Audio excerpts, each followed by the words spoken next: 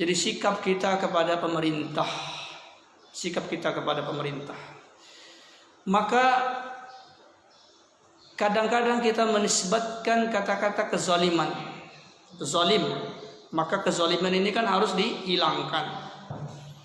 Inni haramtu zulma ala nafsi fala tazalamu, kata Allah dalam hadis qudsi. Sungguhnya aku mengharamkan kezaliman atas zatku, maka janganlah kalian saling menzalimi. Kalau ada orang zalim, berarti kita apa? Kita hilangkan, kita cegah kezaliman tersebut.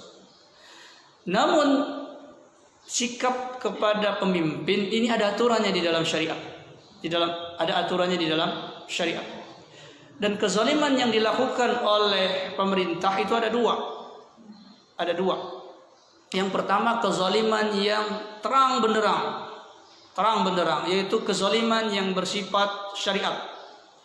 Seperti apa? Ketika pemerintah melarang perempuan memakai hijab, misalnya, melarang sholat Jumat yang tidak ada alasannya, melarang sholat wajib, misalnya, melarang atau meridhoi atau merestui perbuatan syirik, bahkan mengelolanya dan sebagainya. Dan ini tidak ada tafsiran. Jadi jelas ini kemusyrikan yang dilakukan oleh pemerintah, misalnya.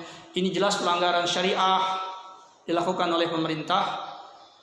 Maka di sini masyarakatnya harus berjihad untuk menghilangkan pemerintah itu.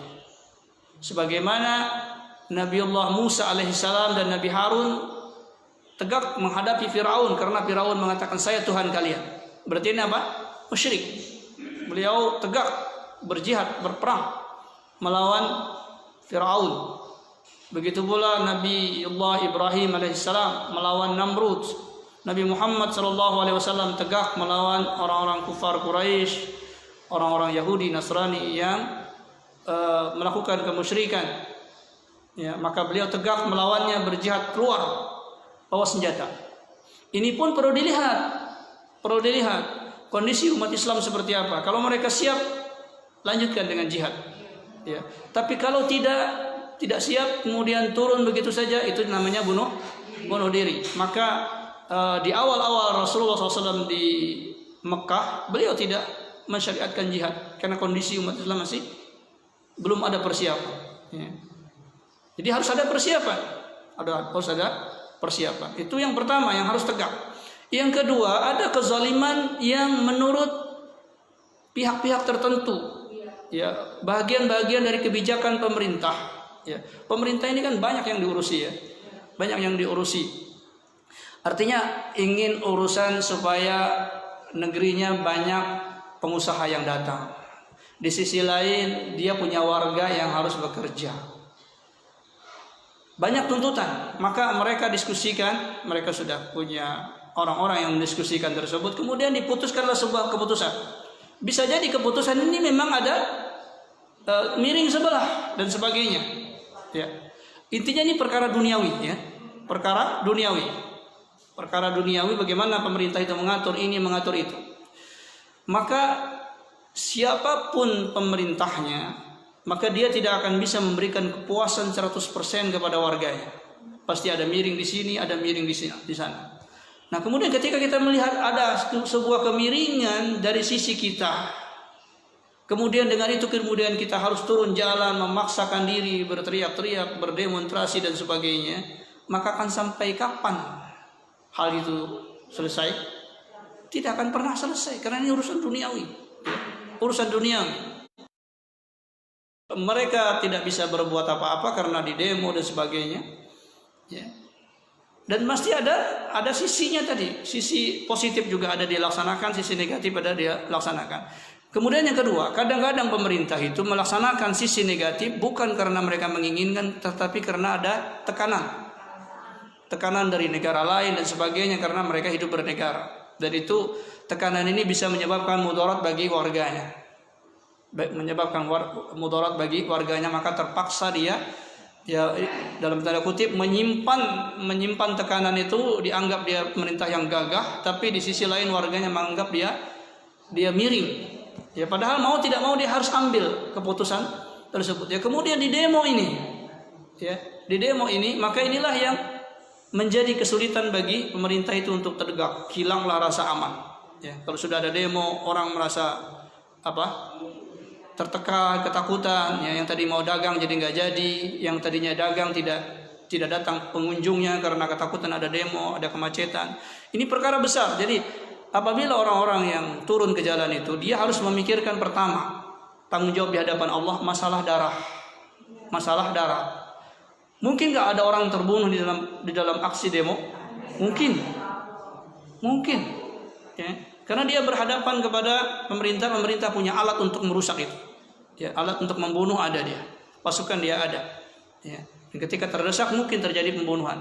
Ketika ada darah yang tertumpah, maka kita ini perkara besar di hadapan Allah Subhanahu wa taala. Harus dipertanggungjawabkan di hadapan Allah.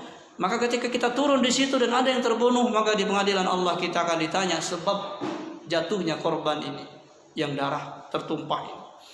Kemudian yang kedua, mungkin nggak terjadi kerusakan fasilitas umum?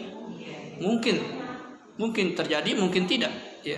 Tetapi kemungkinan itu akan terjadi, dan perusakan fasilitas umum ini juga besar di hadapan Allah.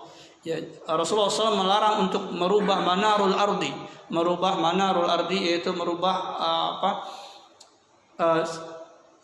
petunjuk jalan itu. Jadi ada petunjuk jalan ke kanan, ke kiri, ini ke daerah ini, ke daerah itu. Kemudian kita bolak-balik, kita rusak misalnya, itu besar dosanya di hadapan Allah Subhanahu wa taala. Maka masuk di antaranya ini adalah fasilitas yang biasa dipakai oleh orang-orang umum. Apabila itu dirusak, maka apa tanggung jawab kita di hadapan Allah, dan kita ada di situ. Dan yang kita bela adalah masalah duniawi, aturan, ya, yang tidak akan mungkin bisa memuaskan semua orang. Ada sisi positif, ada sisi negatif. Artinya ketika kita tidak turun jalan bukan berarti kita meridhoi, tetapi kita mencari jalan untuk menyelesaikan itu dengan cara yang terhormat. Ya, seperti apa? Memberikan pengarahan kepada masyarakat kita bahwa ini sebenarnya tidak benar, tidak zalim, tidak tepat karena ini merugikan dan sebagainya. Maka kita harus persiapkan pemimpin kita untuk periode yang akan datang. Karena itu Rasulullah SAW mengatakan apa? Man yukrihu ala amirihi syai'an falyasbir wala yakhruj ilaihi, atau kama qala Rasulullah SAW. Barang siapa yang melihat sesuatu yang tidak dia sukai, tanda tanya, yang dia tidak sukai pada amirnya, pada pemimpinnya, maka hendaklah dia sabar, ya, dan jangan keluar kepadanya. Jadi di sini maksudnya apa? Yang dia tidak sukai, dia, bukan Allah yang tidak sukai, ya.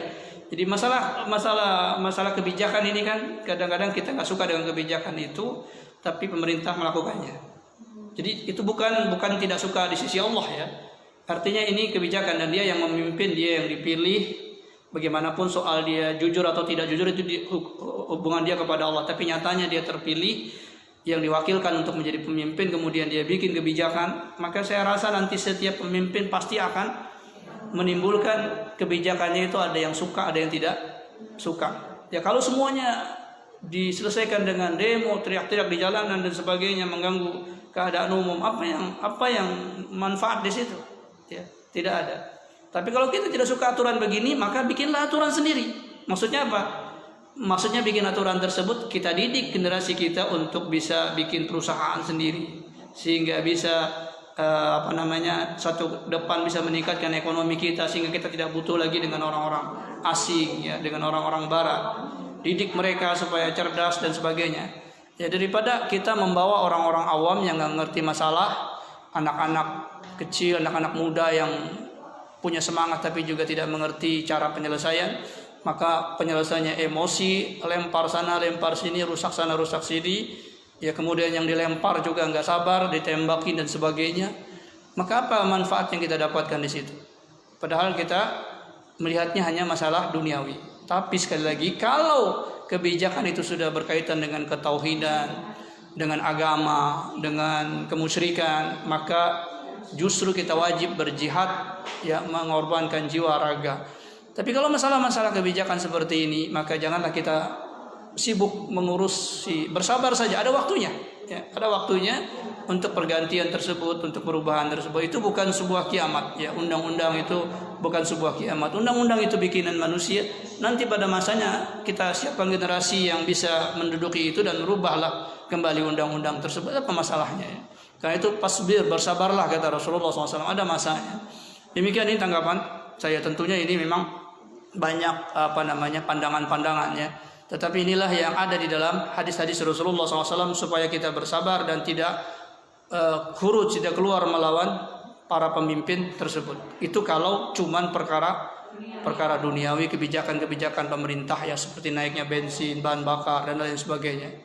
Ya, yang mau nggak mau karena ada tuntutan-tuntutan tertentu ya. Kira-kira demikian Ibu. Wallahu a'lam.